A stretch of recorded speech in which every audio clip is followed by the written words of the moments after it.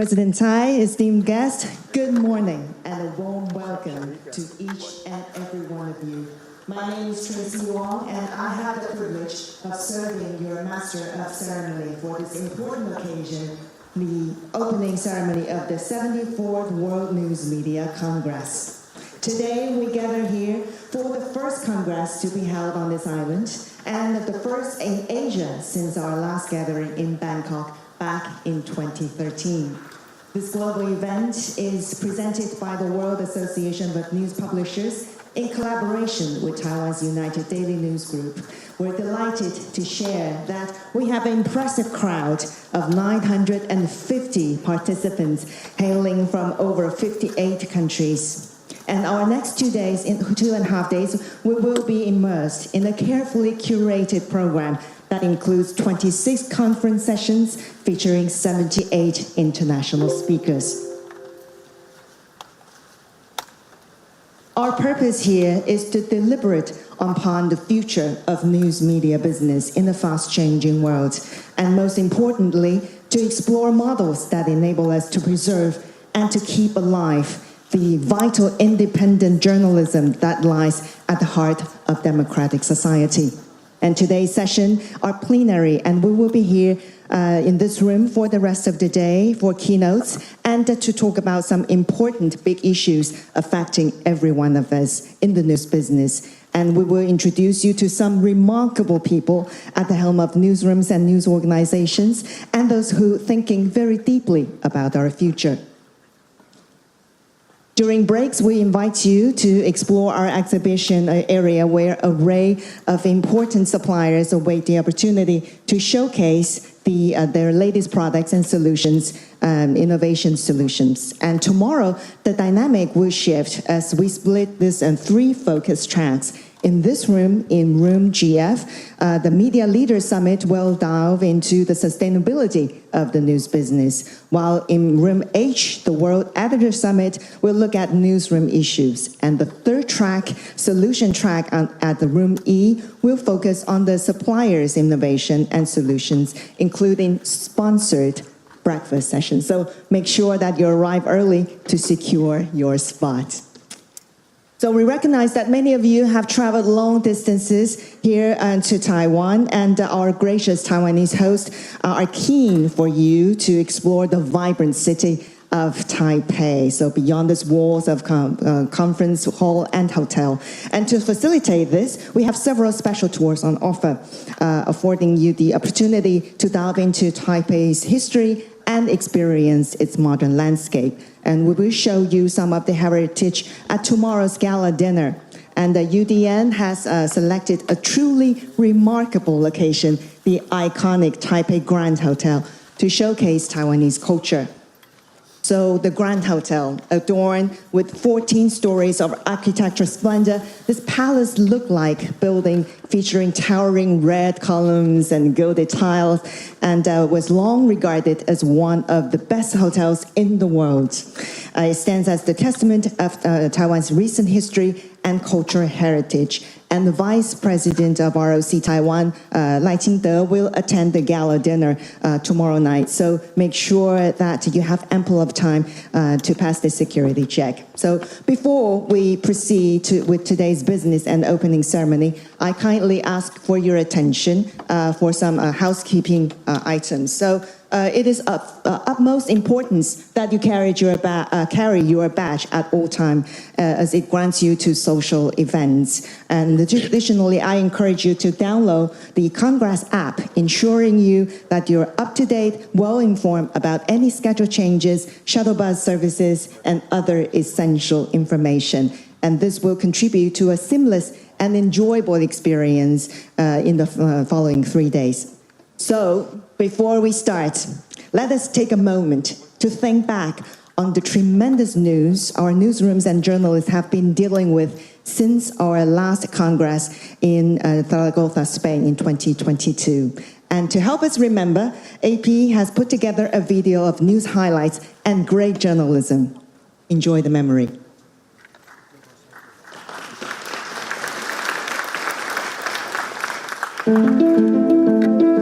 I declare before you all that my whole life life, whether it be long or short, shall be devoted to your service.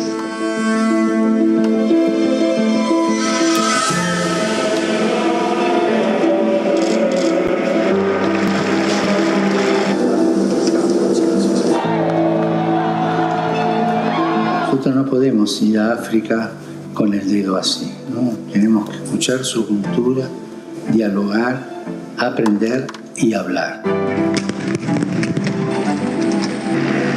Foram diversos danos e danos deliberados.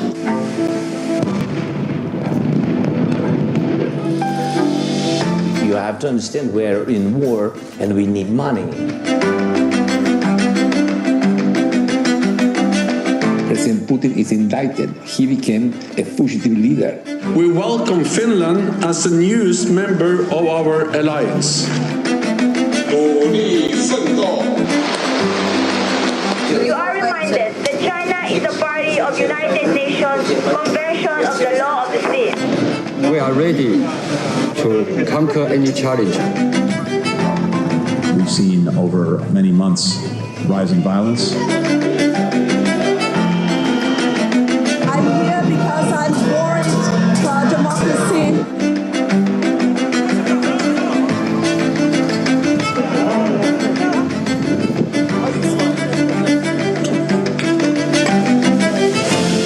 Climate change kind of turns the dial up, increases the droughts and increases the floods. It's not only a short-term crisis. We are talking really about a short to medium and long-term crisis. Civilians are also not going to the hospital because of the fighting.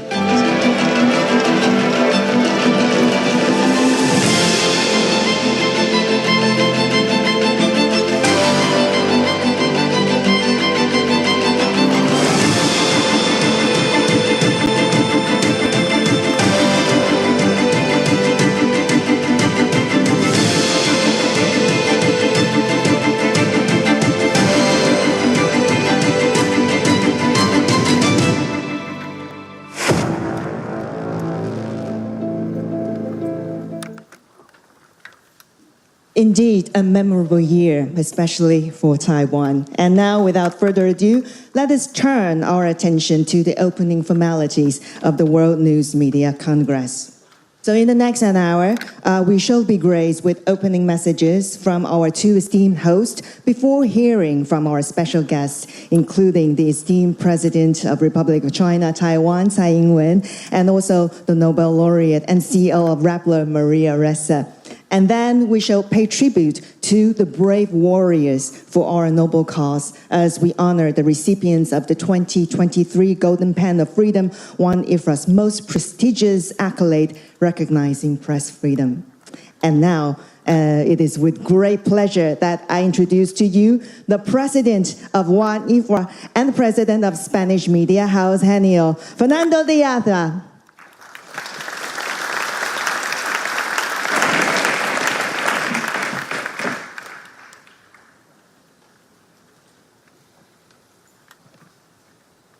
Your Excellency President Tsai, Minister of Cultural Affairs, Si Chai, Manager Director of UDN, dear George, ladies and gentlemen, colleagues and friends. It is my distinct honor to be here to welcome you all to the 74th World News Media Congress, the first time in over a decade that the world's leading media industry event comes to Asia, and the first time ever to be held in Taiwan.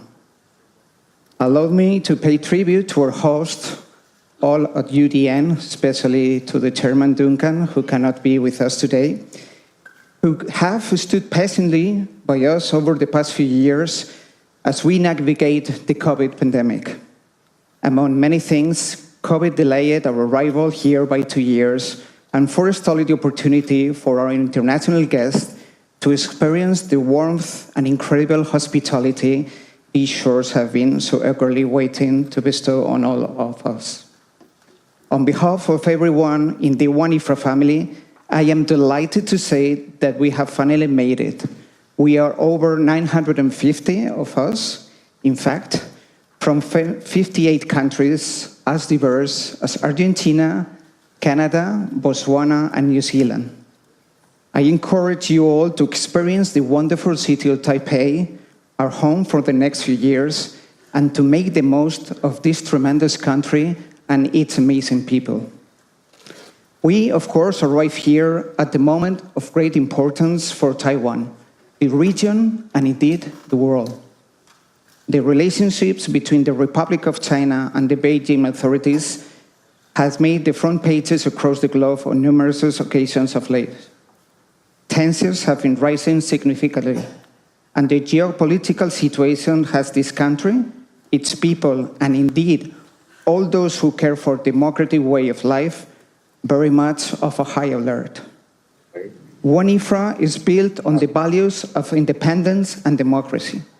As president, I believe Taiwan must be allowed to cement its status as a ray of light in an increasing circle of darkness, authoritarianism, and control.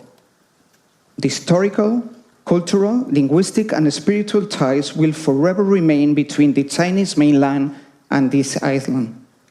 But the right of the Taiwanese people to choose their destiny, determine their future, live in peace is something those of us visiting from far afield can recognize as being vital to maintain.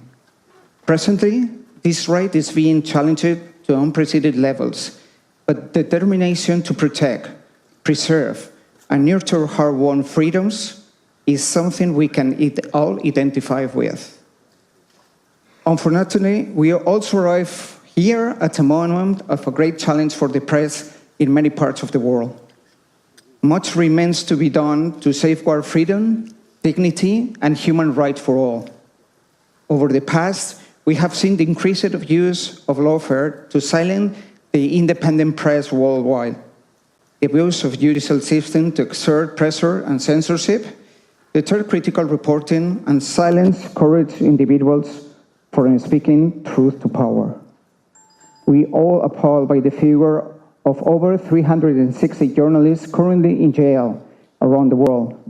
One IFRA denounces the ongoing criminalization of the profession and the terrible price being paid by dedicated women and men simply for doing their jobs. Iran, Turkey, China, Myanmar, these are the leading jailers, but they are by no means alone. We denounce the recent sentences of José Rubén Zamora to 6 years in jail in Guatemala and the closure of his organization, El Periódico. We also condemn Russia, where the jailing of critics and opponents of the current war is deliberately used to prolong the invasion and prevent truth and reality from reaching the Russian people. We stand with our friends at the Wall Street Journal in calling for the release of Ivan. And we call for the immediate and conditional release of all the jailed media professionals and an end at the legal harassment of independent press. Once again, we firmly reiterate our support for free press in Ukraine and underline our resolve to stand by our colleagues there for as long as it takes. Their survival is not only a crucial test of solidarity in action, but an existential challenge to will defend democratic values, of which freedom of press is a cornerstone. We are acutely aware that truth and fact remain too fragile. It is vitally important for us to prioritize and support public interest journalism and quality news, especially heading into the critical election cycles in a number of key countries, as Taiwan, where democracy is threatened like never before. Not here, obviously. People are actively stuck in division. We see that even in our newsrooms. Our very response to propaganda and misinformation is more journalism, ensuring the highest standards of rigor and independence are upheld. In this regard, we must recognize the immense possibilities and at the same time huge challenges and understandable fears of artificial intelligence and what it holds for our collective futures. What AI means for our newsrooms is not yet clear, but while it promises to be a game changer, we must be incredibly worried about not repairing mistakes of the past. A rush to embrace new technology without considering the implications especially in considering AI, is potentially catastrophic. We must also continue towards our goal of making gender equality and diversity in our newsrooms and in our boardrooms, not only a top priority, but a meeting reality. Similarly, we must increase our efforts to keep journalism and all media professionals safe, online and off, particularly women journalists who continue to bear the brunt of threats, attacks. And we cannot ignore, especially as we are here, the growing influence of China and its dominance over the region, and how we should all be mindful of the implication this has for a free press to report on an area of increasing global significance. Over the years, this organization has not wavered in calling out of China blanket disregard for press freedom, and we will not stop doing so today. China must be held accountable for its actions, particularly its sidestepping of human rights, of which the appalling treatment of the Uyghur minority is just the last to come to light. China is not friend of a free press, and we call for all those 43 of the journalists currently incarcerated in Chinese prisons to be immediately released.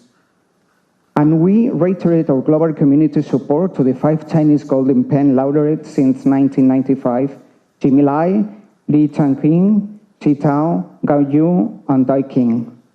Their frontline fight for freedom and human rights represents the highest values of our organization and of our profession. Facing these main challenges alone is simply not an option, not in this organization. Together, in solidarity, we can help each other to surmount even the toughest obstacles, which is why, as an agent of transformation for the entire sector globally, OneIFRA is best placed to bring the profession together and guide it towards success. Last year, a record number of over 11,000 media professionals from more than 120 countries registered for our program of international and regional events, webinars, and training content opportunities. Some 90 new corporate and individual members rallied OneIFRA in 2022, and nearly 40 members have joined us the last 6 months. These are 2 key indicators that encourage us to perform even better, to work even harder to deserve the loyalty and the trust of our members and remain essential partner to them and the world press. I am particularly proud to chair an association that is said to be authentic. This is a very personal trait of organization. OneIFRA is unique in the sense that it engages in a complex and demanding areas that are beyond the reach of the most professional bodies in the sector. If OneIFRA engages, mobilizes, and empowers the media to tackle the industry challenges in more than 120 countries, our roots and purpose commit us to developing activities in support of sustainable, independent media in emerging and traditional markets, leveraging expertise, knowledge, and networks from within the industry while advocating for the fundamental rights and freedoms to underpin a free and independent press. Currently, OneIFRA works with media in 26 traditional markets through Africa, Asia, the Middle East, and Eurasia. In these countries, the needs are great and unfortunately growing. Our engagement takes the form of capacity building and advanced training programs, financial grants, and advocacy support thanks to program-specific public and private funding and the vital support of our global members. This mission flows through all levels of the organization and lies at the heart of everything we do. Our work is guided by the conviction, held for more than 70 years, that media freedom is firmly rooted in sustainable, economical, independent news businesses. This belief continues to serve as a beacon for OneIFRA's programs, approaches, and partnerships. And the World's News Media Congress is the focal point for all those efforts. In it's a moment of reflection, learning, and a call to action to surmount threats and seize the momentum as we look forward, collectively, to a healthy future of news media business. In closing, once again, and I am extremely grateful to our eminent Taiwanese member, UDN, thanks, George, for playing an active part in the success of this gathering in Taipei. It is an honor for us to organize the 2023 Congress in partnership with them and all our Taiwanese colleagues. Taiwan is a hub for the inter-Asia-Pacific region, an ideal place for our international delegate to experience the wealth of its dynamic media landscape. Taiwan's democratic institutions have shown resilience despite growing interference from Beijing authorities. To be in Taiwan 2023 is a statement supporting democracy and free press at a time of a heightened international tension. The world press show its support. By coming to Taiwan, WONIFA remains authentic to its foundational purpose and vision. I hope you will make the most of the coming 3 days to get a grip on where the global industry is headed and how news publishers are responding to the fresh challenges. Thank you very much. Thank you, Fernando, for demonstrating our determination to defend press freedom, and also thank you for your great support to Taiwan. And now I would like to welcome our local host, Duncan Wang, Chairman of Taiwan's United Daily News Group, and Duncan will deliver his messages via live stream. Duncan, up to you. Can you hear me? Yes, we can hear you. Okay, thank you. President Tsai, President Fernando de Yarda, Ms. Ressa, Ms. Ramos, members of WONIFA, distinguished speakers and guests. I'm Duncan Wang, Chairman of United Daily News Group. First and foremost, let me welcome you from all around the world to Taipei, Taiwan, the Republic of China. But unfortunately, I cannot greet you in person. I got hit by COVID for the first time at the last minute. My symptoms are not serious, but I think I should restrain myself from appearing in the public for the safety of our guests. I am so eager to be at the Congress, which took us 3 years in the making. I am very, truly sorry for that. And I promise I will see you once my situation turns better. Now, may I introduce my colleague, Managing Director of the group, George Shell, to address to you on my behalf. George?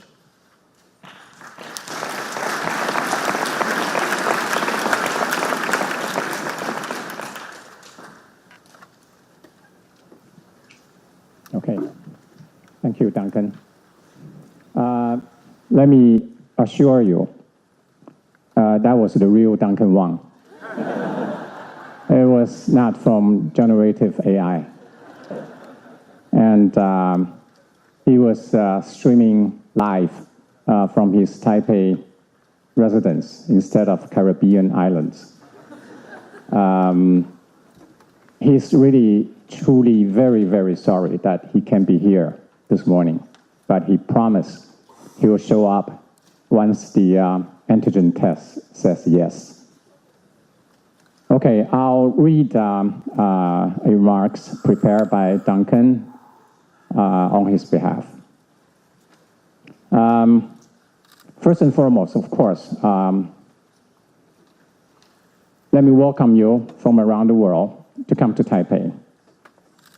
This may not be an easy decision for many of you, since Taiwan has become the center of potential geopolitical conflict. We have received concerns of coming to Taiwan at this particular moment.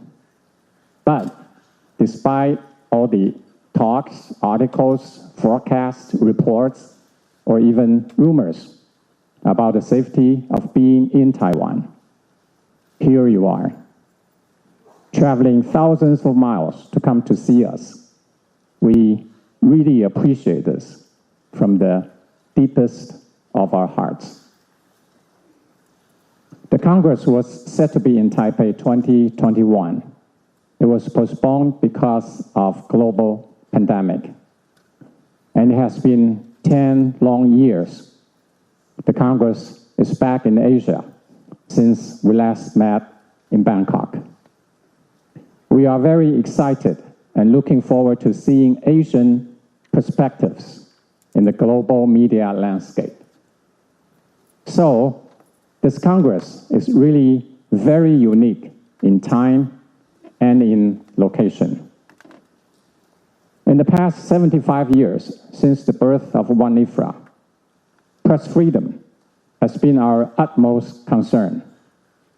As we sit down here for the next 3 days, reflecting this issue, I would like to mention 3 of the pressing challenges facing our time. First, there are institutional challenges. We deplore and condemn the threats to press freedom in authoritarian regimes or countries embroiled in conflicts. But on the other hand, press freedom is also vulnerable even in peacetime democracies.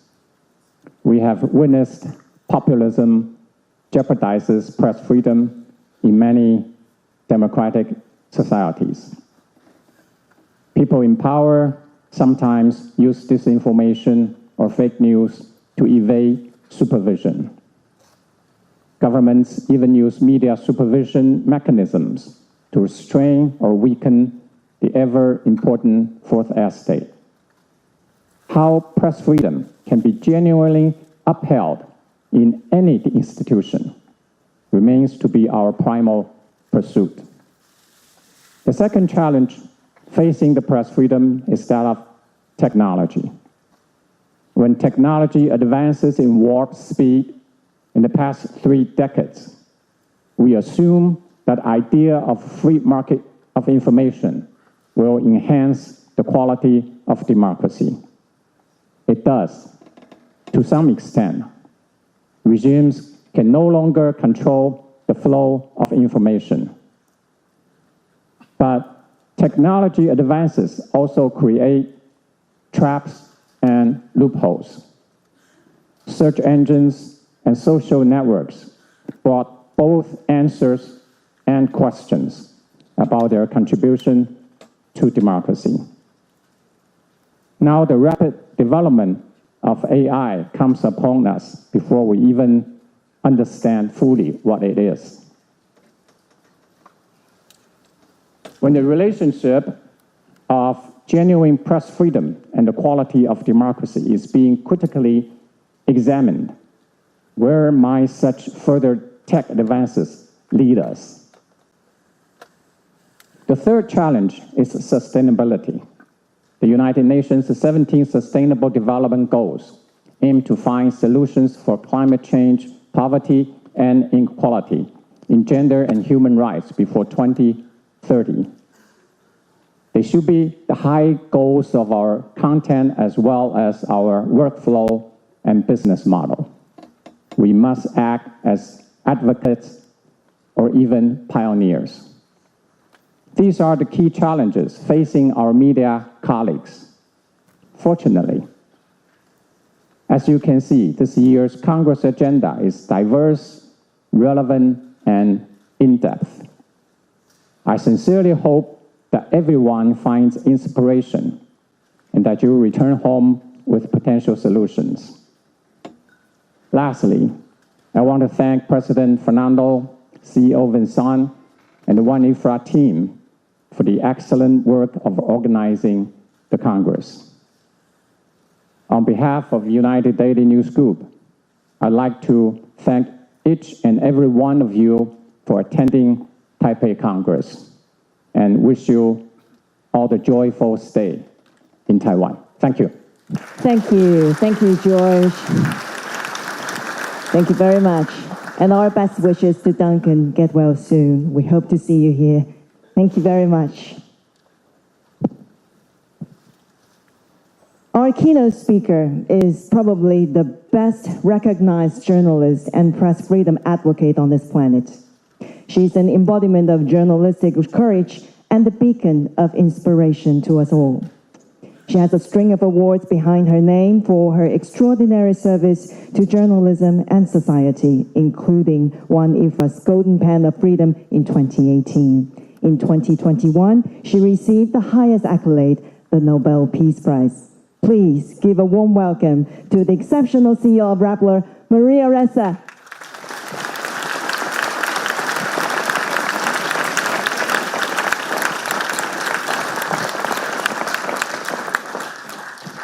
Madam President, fellow editors from all around the world, and my Taiwanese friends, thank you so much for coming together now. The title is The Battle for Facts, and Madam President, thank you for bringing up this information, something that we are all dealing with globally. It is existential for journalists, for news organizations, for democracy. I'll quickly go through this because I want to hear the President speak. So let me say, right now what you will see are a lot of ideas about, because I think this is a strangely exciting time, even as it is existential. A lot of the ideas, not clicking, a lot of the ideas here are in, not yet clicking. Nope. Yes. Okay. Let's see if it'll work. But a lot of these are here. So this was a day. This was published last November, a day before ChatGPT was rolled out. So you can say the books came out at the same time. But since then, what's been fascinating is to see the publishers of the world translate it. It's not only been translated to Hungarian. Sorry, I'm just going. Yes. So it's been translated to Western languages. Click again, please. It's aside from French and the other languages you've seen, go ahead. You'll see it in Japanese.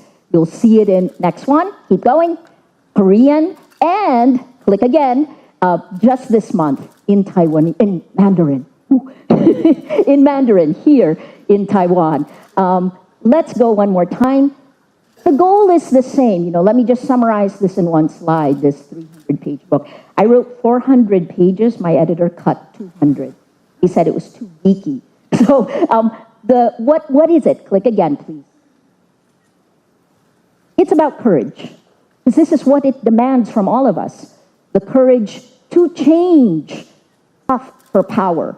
And most of us who come from traditional media have held power, right? But it is time to change. But more than that, because in the Nobel lecture, I actually said that this battle becomes an individual battle for integrity. Because what technology has enabled is that information operations, information warfare can now hit the cellular level of democracy. The citizens who not only think about what democracy will be, but go to vote. And the way that they are influenced now is through information operations. So the first is that this is a person-to-person battle. It's a person-to-person battle for democracy. And please jump in. The second is that this change, what is happening to our democracies around the world, this is a phrase from Al-Qaeda, death by 1,000 cuts. This is literally what is happening to our values, our systems. The Nobel Peace Prize winner, Alexandra Matvichik, said that part of the reason Russia can do what it did is because we all compromised too much, too fast, right? So death by 1,000 cuts, it's what we lived through in the Philippines. And then finally, how do we deal with this? Stop denying. See the threat. Embrace your fear. This is how we at Rappler dealt with when Juan Ifra gave me the Golden Pen of Freedom Award in 2018. In January, our government tried to shut us down. Within 4 months, we dropped 49% of our advertising revenue. We were forced to do better, to find a sustainable business model. And Nietzsche was right. What doesn't kill you makes you stronger. So, embrace your fear. Whatever it is you're most afraid of, hold it, touch it, embrace it, plan for it, rob it of its sting, so this way you can move forward without fear. Taiwan knows this well. So your courage will determine the fate, not just of Taiwan, of each of our countries, of your news group, but of the world, because this is getting everything up together, right? So where does it begin? I'll quickly go through this. It all begins with data. And part of the problem that we've had in talking about this in the public sphere is we think about it as a free speech issue, particularly America. And part of that is because there's a $70 million tech lobby that was 2 years ago that wants you to think this is content. It isn't about free speech, it's about distribution. And this is where it begins, data. The amount of data changes everything. So let's look at that and realize that our world has changed. In the Nobel lecture, I said that you step out on a world post-COVID lockdown in a world that has essentially been decimated, and we must create the world we want. Click again, please. So I'll quickly go through this. You have to, okay, so this is where we are today, and it really began in 2014, the first time Russia seeded the meta-narrative that allowed it to annex Crimea, and 8 years later, allowed Russia to invade Ukraine itself, right?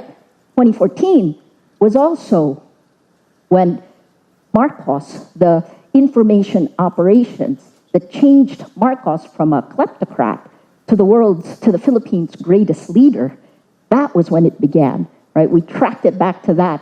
And when did this happen? What happened in 2014? We lost our power, folks. The heads of news groups in this room. Content was separated from distribution. News organizations you can hold liable.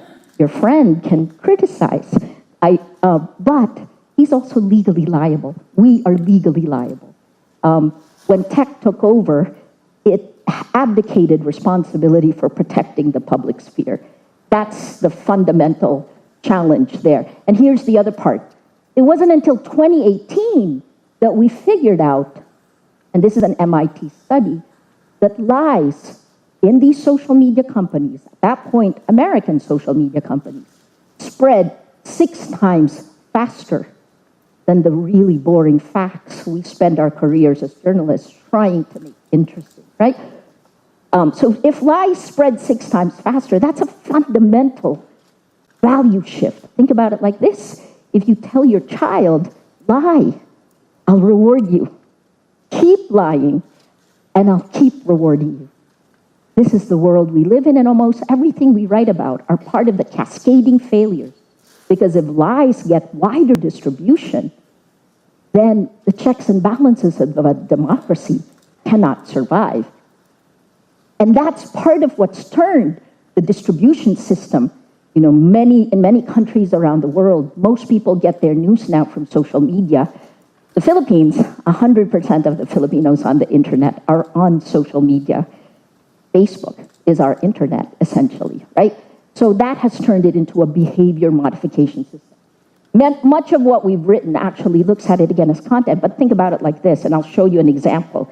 Free speech, hounding a person or a country with 1 million lies that turns the lies into facts, right? And the sentences I have said over and over, without facts, you can't have truth.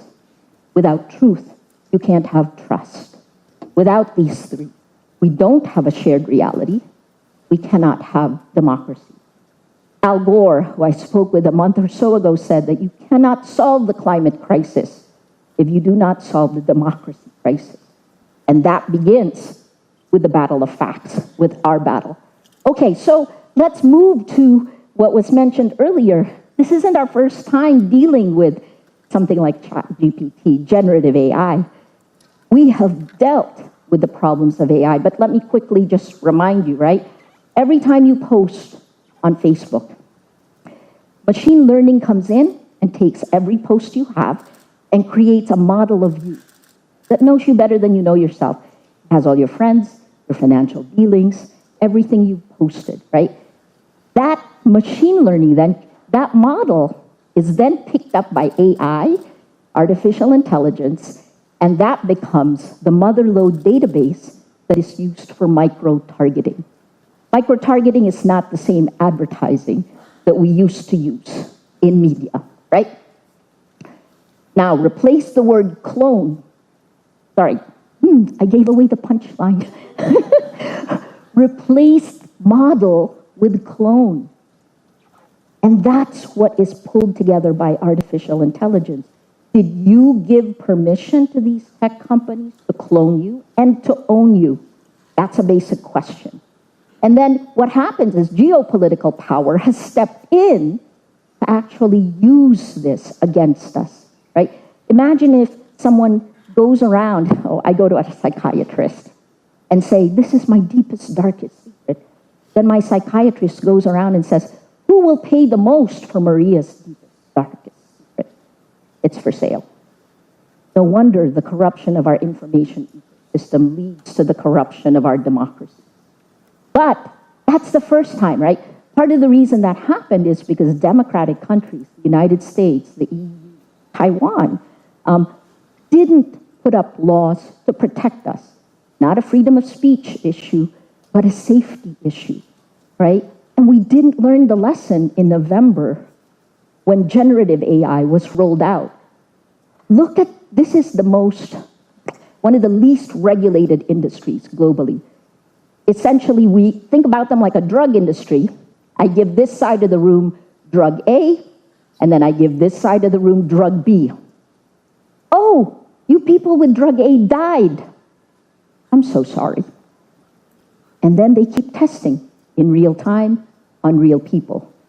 When generative AI was rolled out, large language models has taken every single one of the content of every single one of your news groups, every single thing you have said, structured and unstructured data, big data, and they fed it to the machine. This machine hallucinates. They don't say it's wrong. They say it hallucinates. And it hasn't been geared for safety, right? So what can happen? If the first generation AI weaponized our fear, anger, and hate, because that's how it spread, the second generation AI will weaponize our loneliness, which is in every single person globally. Check out replika.com, R-E-P-L-I-K-A, and you can kind of see where it's headed, right? Now, having said that, our goal as news organizations is to survive. So with ChatGPT, that's the end of a long thing of AI, generative AI. But if the first one was exponential, second is exponential, exponential. So every day of inaction by democratic countries has exponential, exponential, exponential harms. What do I mean by that? GPT-2, all right, the way it works is that it goes over every word parameters, right, when it's learning, when the machine's learning. So GPT-2 had 1.5 billion parameters. GPT-3 had 175 billion parameters. You see that exponential, exponential.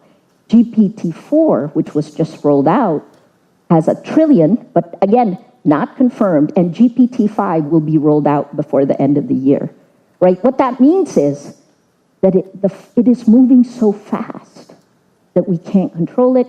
And a few months before this was rolled out, when OpenAI rolled out ChatGPT, there was a survey done in Silicon Valley, about 800 people working on AI, and they said, 50% of them said, that there is a 10% or greater chance that this will lead to an extinction event. Not of dolphins, not of whales, but of us. And yet they released it, right? You've seen Sam Altman going all around the world right now. He's been to Nigeria, to Indonesia. And he's talked about existential problems, but please don't be deflected, because the problems aren't out there, it's here right now, right? So we have to deal with these harms. So we haven't learned the lesson yet. Here's where it'll affect us. And if we see the behavior modification, the personal, we're each affected, because it's an E.O. Wilson quote. The greatest crisis we face is our Paleolithic emotions, our medieval institutions, and our godlike technology. Medieval institutions are not just governments, but sometimes news organizations, right? We need to move faster. And it's our biology. Strangely enough, what this shows is that we have far more in common than we have differences, because the same system is manipulating us. So let's figure out what that is, right? But that's personal, sociological. And I figured this out when we were tracking Al-Qaeda or Jamaat Islamiya's growth in Southeast Asia. Radicalization used to be of terrorism, but now it's politics. So the radicalization of politics, the algorithms, remember what an algorithm is. It's just opinion and code.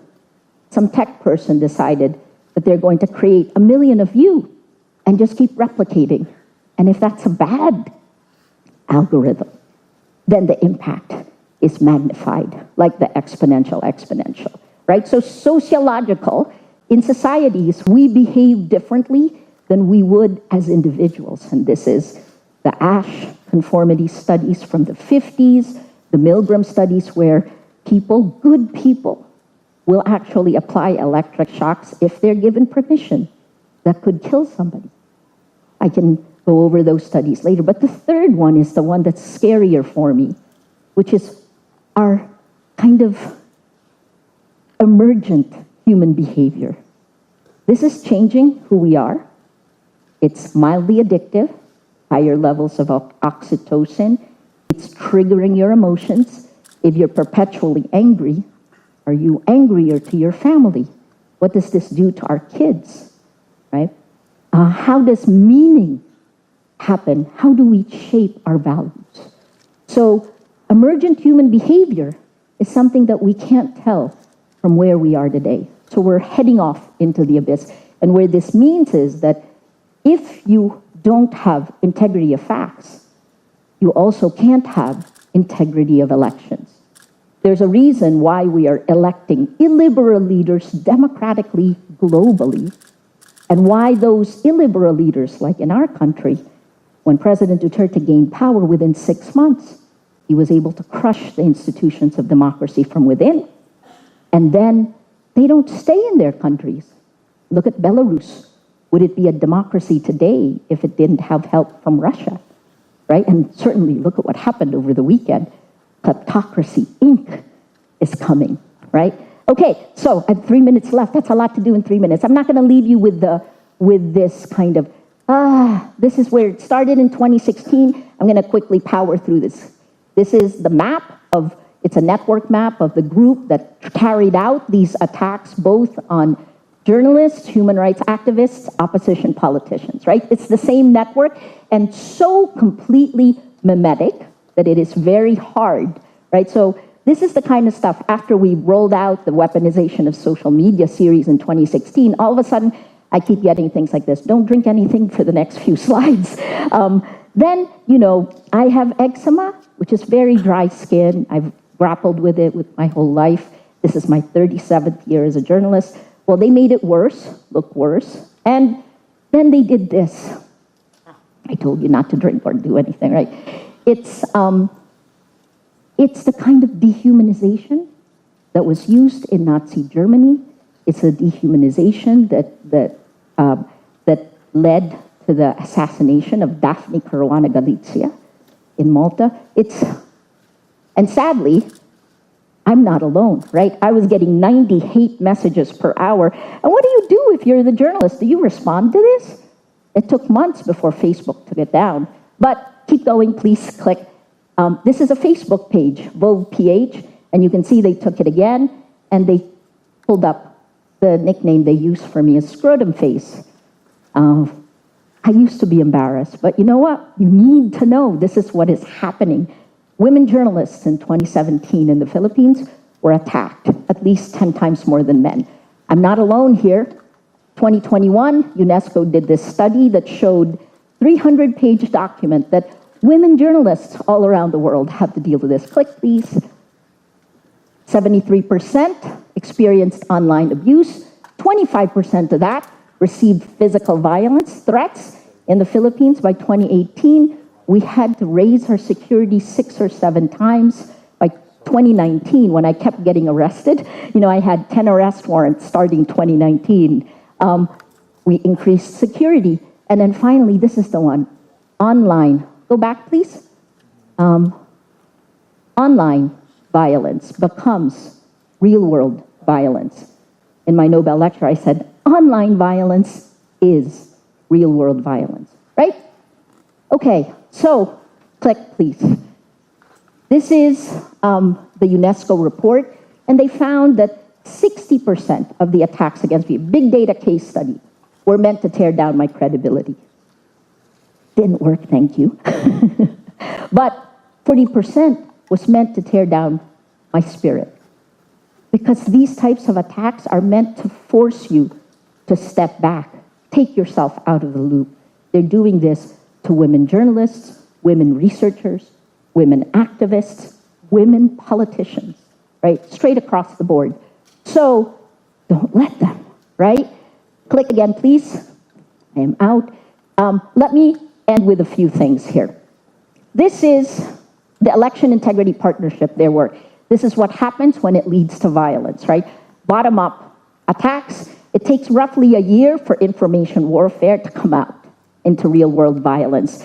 So this is, the election integrity partnership showed that the very first Stop the Steal happened a year before the violence on Capitol Hill, August 20th, 2019, on RT. And then Steve Bannon on YouTube began the mainstreaming August 2020, a year later. So you see how it's seeded. Doesn't have to go viral. And then Tucker Carlson picks it up here, September 15th.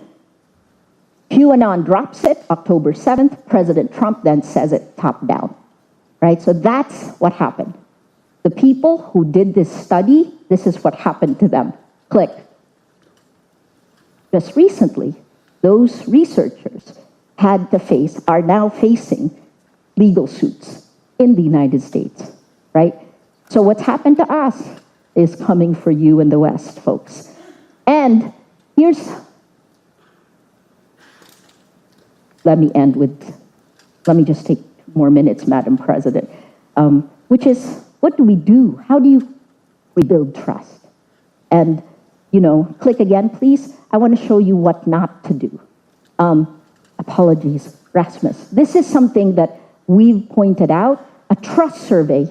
Please understand that when you measure the audience that has been bombarded with disinformation and information warfare, it will come back to you. You will measure exactly what they wanted. Click, please. This is going to be quick. So this is last year. I sat on the board of RISJ in 2019. This is 2023. Click again. This is the stuff we lived through. This is a PR person, a government official. Next one. And then, here we go again, right? And then this is what my friend Rasmus did. Go ahead. Click. Which is to say, you can't use it. But I would say this. You shouldn't be doing this. Doesn't matter. We still deal with it, right? So, after 4 years of this, I did speak up. You have to be careful about trust. This is not one of those things that you can do in a YouGov survey. Next. And this is part of where we are. Because they're coming for the researchers. If we do not fix this information ecosystem, disinformation, information warfare, a tool of geopolitical power, will reduce all of us. All right, I don't want to leave you with, let me click forward, please. Let me keep going. Technology, journalism, and community, right? Legislation, the EU is coming out with the Digital Services Act. Every news group should be demanding real-time data so that we can see the patterns. We've also started, along with Mark Thompson, the International Fund for Public Interest Media, where we've raised more than $50 million in the last year. That is going to go to independent media while we're holding the line, right? Global coalitions, go ahead, keep going. So let me not leave you in the doldrums. We have to go more, we have to go beyond journalism. It has to be a whole of society approach. And this whole of society approach was something we tried in the Philippines, and we won, right?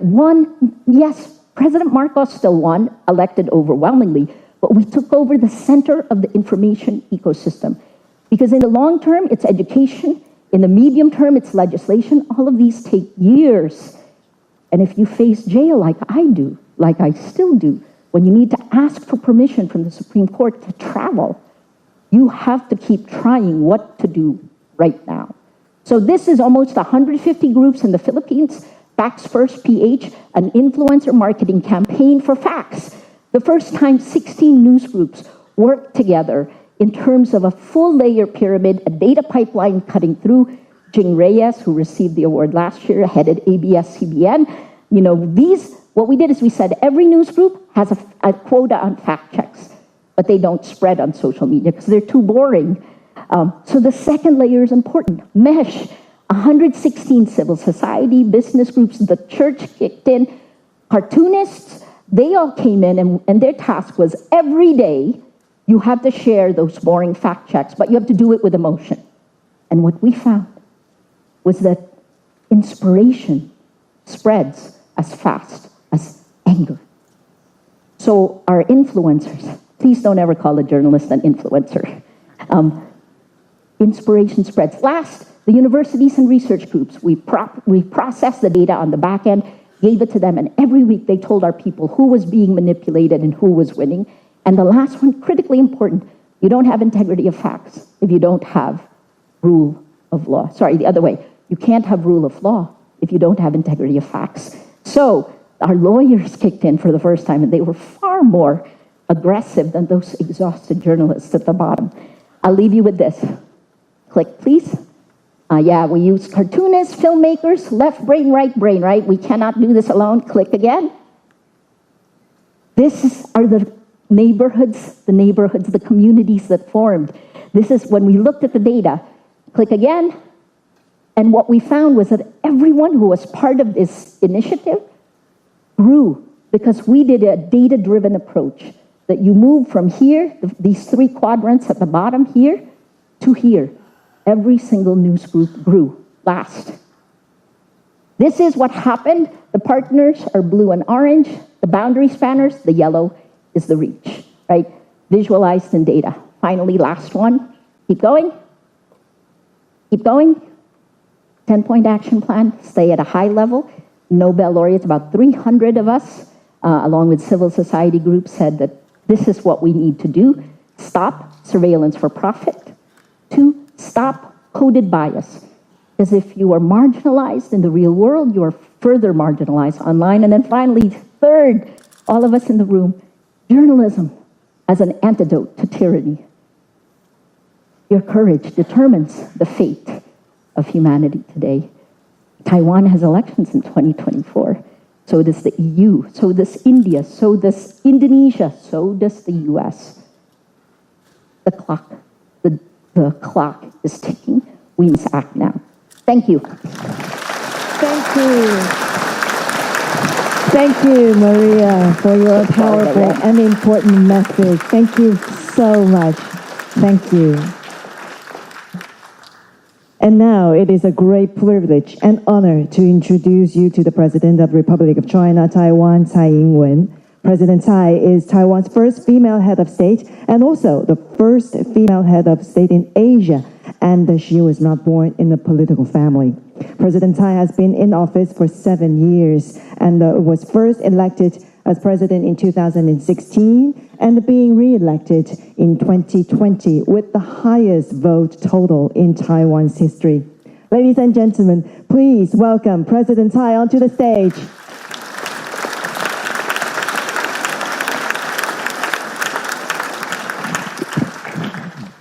President Yasa, UDN Managing Director Xiang Guoning, Rapper CEO Maria Ressa, international journalists and media leaders, ladies and gentlemen, good morning. Good morning. Good morning.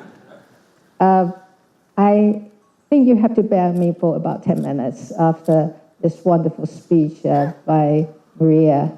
Such an interesting and fascinating speech. Let's give her a round of applause to thank her.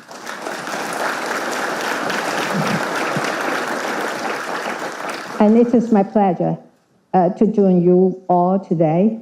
And I'm pleased to see, after a 2-year delay due to the pandemic, around 100 media professionals and leaders from more than 80 countries are here in Taiwan. I'm also happy to learn that Taiwan is a place where IFA has chosen to host its Congress on its return to Asia. Its first time back in the region since 2013. In the last few years, Taiwan has become home to many international media professionals. Along with your presence here, this is testament to Taiwan's hard work on safeguarding media freedom and the right to free speech. It also shows the world how deeply Taiwan values this important pillar of democracy. I also want to extend a special welcome to Ms. Maria Ressa again, Nobel Peace Prize laureate and a champion of information integrity and media freedom. Actually, Ms. Ressa gave inspiring opening remarks at the World Movement for Democracy's Global Assembly last October in Taipei. As Ms.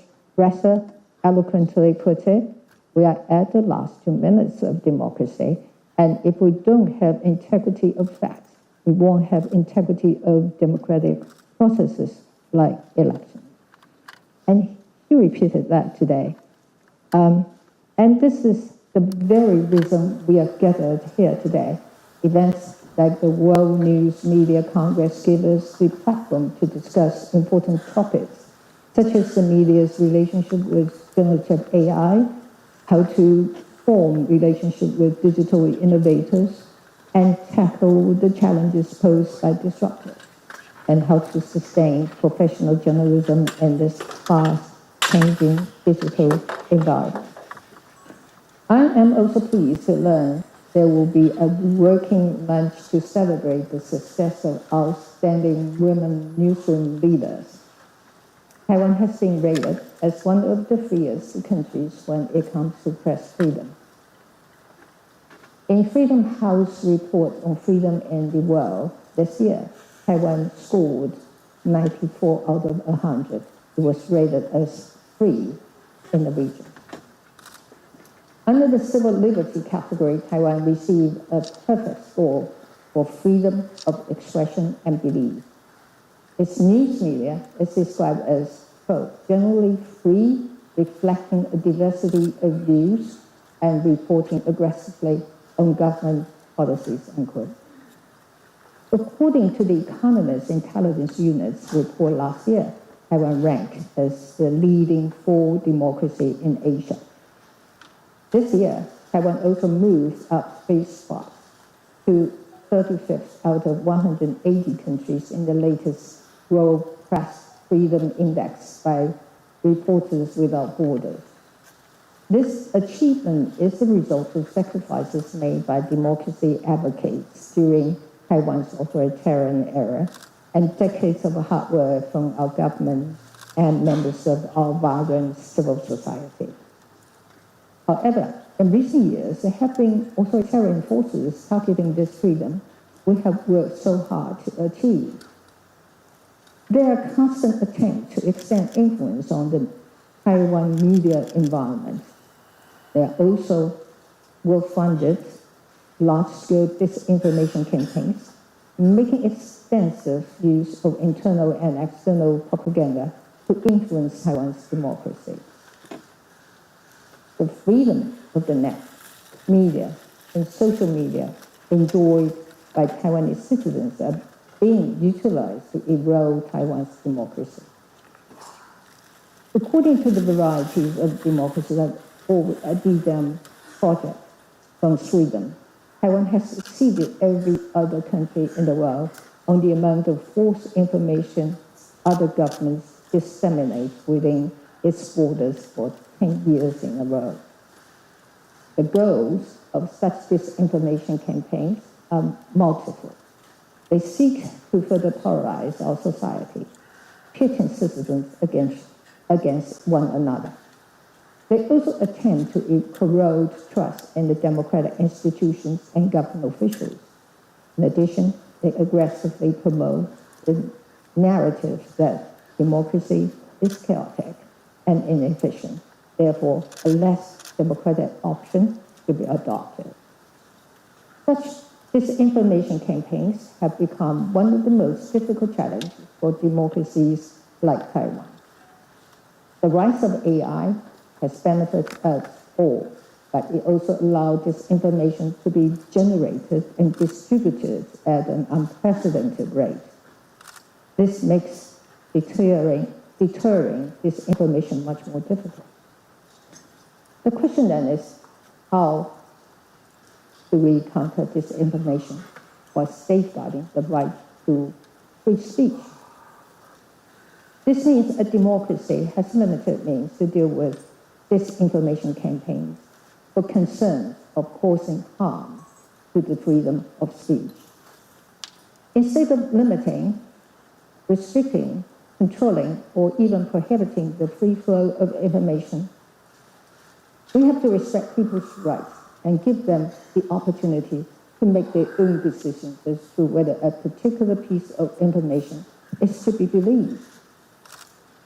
In this case, the government, together with the civil society forces, is to help build the capacity for every individual to identify true, false, or misleading information. Therefore, public education, raising public awareness, is very important. What is also important is the supply of accurate, timely, and adequate information, and the guidance to think and consider from different perspectives for each individual to make his or her own decision. We also need credible third-party organizations for fact-checking. In other words, we're talking about a whole of society effort. Working together may be time and resources consuming, but this is the way we protect freedom of speech in a democracy. I want to emphasize here that the media can and should have a role, perhaps a huge one, to play in all this. In Taiwan, we have developed ways to counter disinformation campaigns. These efforts require all parts of the society to act together. Since timeliness and transparency are key to effective defense against disinformation, our government agencies hold regular news briefings and release real-time official clarifications to the public. The efforts doesn't stop here. Taiwan's vibrant civil society and civil tech community have contributed immensely to combating disinformation. Some civil society organizations published thoroughly researched and detailed reports on disinformation campaigns. They also help identify playbooks on authoritarian information manipulation. At the same time, they have developed media literacy lesson plans and traveled around Taiwan to educate citizens from all generations. The civil tech community also developed chatbots for chat applications. This made fact-checking so much easier for Taiwanese users. We're also working internationally through the Global Cooperation and Training Framework, that is GCTF.